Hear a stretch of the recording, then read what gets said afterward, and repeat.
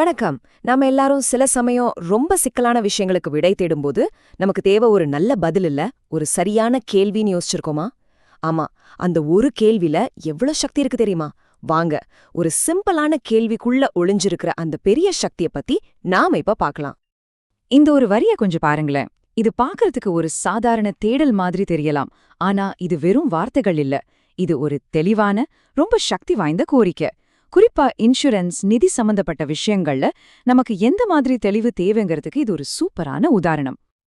ஏதோ ஒன்றை பத்தி தெரிஞ்சுக்கணும்னு ரொம்ப ஆசையா இருக்கும்.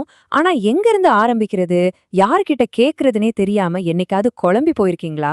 இந்த கோரிக்கையில இருக்கிற அதே உணர்வு நம்மள பல பேருக்கு கண்டிப்பா ஏற்பட்டிருக்கும் இல்லையா?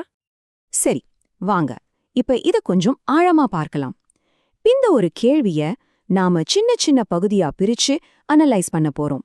ஏன்னா இப்படி செய்யும்போதுதான் தகவலை தேடுறதுக்கான சரியான வழி என்னங்கிறது நமக்கு புரியும். முதல் விஷயம், நமக்கு என்ன வேணுங்கிறதுல நம்ம ரொம்ப தெளிவா இருக்கணும். இங்க பாருங்க, தேடல் ரொம்பவும் குறிப்பிட்டது.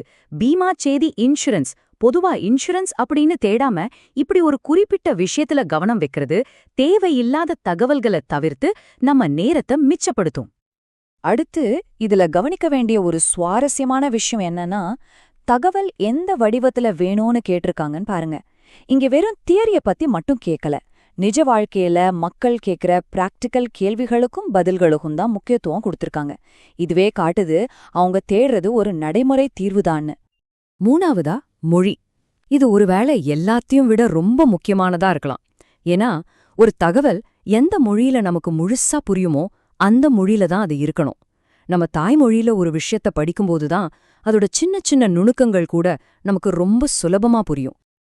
ஆக இப்ப முக்கியமான கட்டத்துக்கு வந்திருக்கோம். சும்மா தகவல்களை குற்றது ஒரு விளக்கமே கிடையாது. உண்மையான புரிதலையும் ஒரு தெளிவையும் கொடுக்கறது தான் சிறந்த விளக்கம். இது வெறும் ஒரு கோரிக்கை இல்ல, இது தரத்துக்கான ஒரு எதிர்பார்ப்பு. அப்போ ஒரு சிறந்த விளக்கம்னா உண்மையிலேயே என்ன அர்த்தம்? அதிலும் குறிப்பா நிதி சம்பந்தப்பட்ட விஷயங்கள்ல அதுக்கு என்னென்ன தகுதிகள் இருக்கணும்? வாங்க அதையும் பாத்திரலாம்.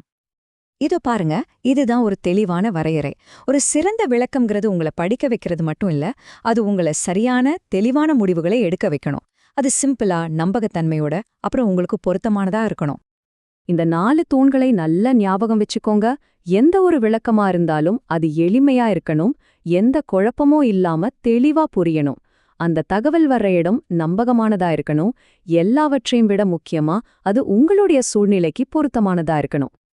சரி, இனிமே நீங்க எந்த ஒரு நிதி சம்பந்தமான தகவலை பார்த்தாலும் அது எப்படி மதிப்பிடுறதுன்னு தெரிஞ்சுக்க ஒரு சிம்பிளான சரிபார்ப்பு பட்டியலை இப்ப நான் உங்களுக்கு தரப்போறேன். இது உங்களுக்கு ரொம்பவே உதவியா இருக்கும்.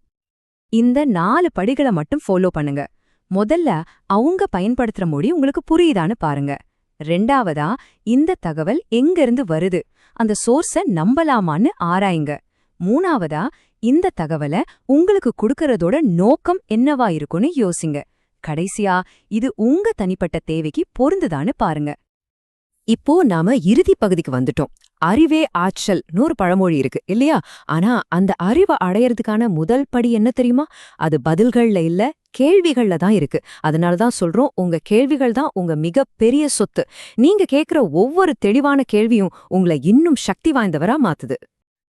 இந்த ஒரு வரி நாம இவ்ளோ நேரம் பேசின எல்லாத்தையும் எவ்ளோ அழகா சுருக்கமா சொல்லுது பாத்தீங்களா? சில நேரங்கள்ல பதில்களை தேடிக்கிட்டு இருக்கிறத விட சரியான கேள்விய கேட்கறது தான் நம்மள சரியான பாதைக்கு கூட்டிட்டு போகும். அதனால அடுத்த முறை நீங்க ஒரு புது விஷயத்த பத்தி தெரிஞ்சுக்கணும்னு நினைக்கும்போது, குறிப்பா அது நிதி சம்பந்தப்பட்டதா இருந்தா, நீங்க என்ன கேள்விகளை கேட்க போறீங்க யோசிங்க. ஏன்னா உங்க கேள்விகள்ல தான் உங்களுக்கான உண்மையான சக்தி அடங்கியிருக்கு.